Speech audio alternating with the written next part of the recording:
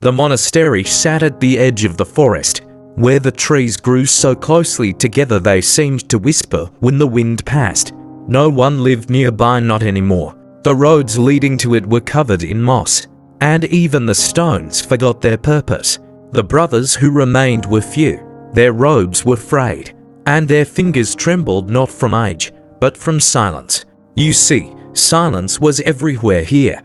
Even the birds, it seemed, did not dare sing near the monastery walls. It had been that way for centuries.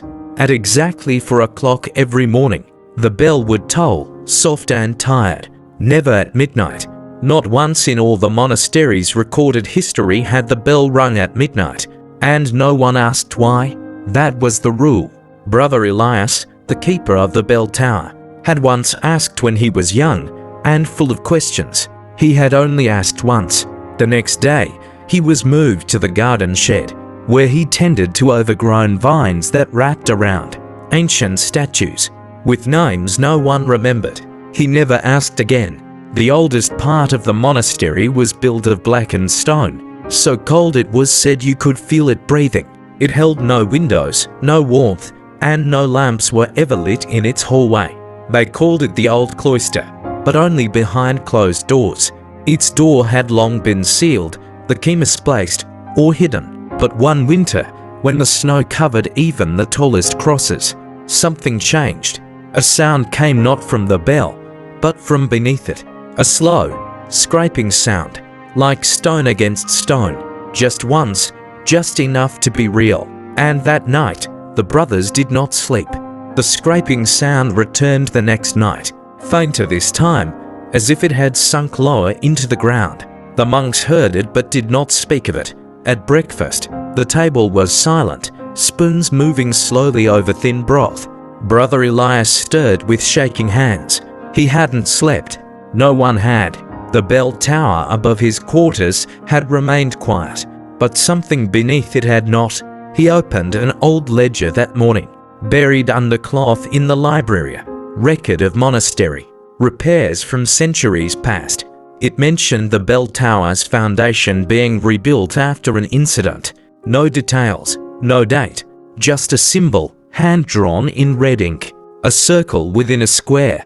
Elias didn't recognize it. That afternoon, he climbed the narrow spiral stairs of the tower and opened the hatch to the roof. Snow had drifted inside, untouched, but along the edge of the bell's base, something was off. A hairline crack, thin, but long, and it hadn't been there before. He leaned closer. Cold air rose from the crack, not winded air, as if something below was breathing. By nightfall, the brothers had begun sleeping in the prayer hall together. They said it was warmer there. No one said it was because they feared their rooms.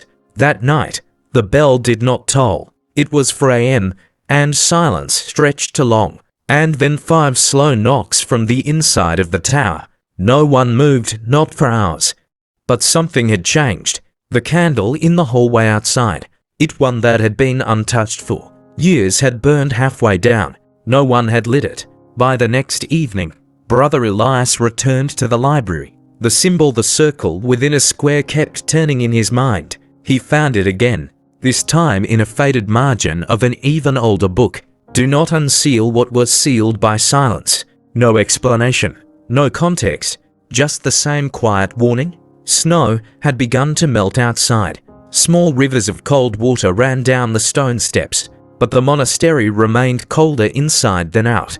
That night, as the monks gathered for silent prayer, one of them noticed the floor beneath the altar had shifted, only slightly, just enough that the stones no longer aligned perfectly, just enough to be noticed by eyes that had spent years memorizing every inch of that room. They didn't speak of it. They finished their prayer, but no one remained in the chapel after, not even Elias. By dawn, he returned alone, candle in hand. No one followed. The floor beneath the altar sounded hollow. He knelt, pressing his ear against the stone. Nothing. Then he knocked, once, twice, and then something answered. A single knock, a faint, deliberate. He didn't open it. Not then, not ever. Because some things are buried not to be hidden, but to be left alone. The monastery remained quiet after that. The scraping stopped. The candle outside the old cloister burned itself down and was not replaced. The bell resumed at 4 a.m. without fail.